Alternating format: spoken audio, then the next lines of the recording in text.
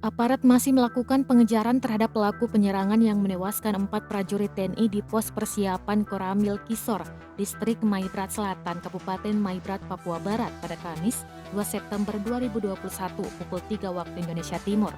Di tengah pengejaran yang dilakukan aparat, muncul kelompok separatis Papua yang mengaku bertanggung jawab atas aksi penyerangan dan pembunuhan itu.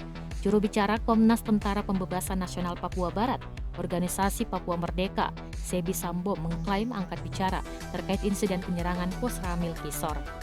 Pangdam Kasuari Maijen Inyoman Chantiasa menyatakan para pelaku adalah kelompok separatis teroris yang ingin mengacaukan situasi keamanan di Papua. Ada 4 orang TNI yang gugur. Mereka adalah Serda Ambrosius, Prakadirham Pratusul Ansari, dan Lettu Dirman.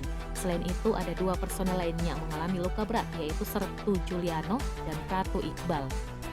Chantiasa pun memerintahkan pasukannya untuk mengejar para pelaku. Ia juga memastikan aparat akan tegas kepada siapa saja yang berusaha melawan.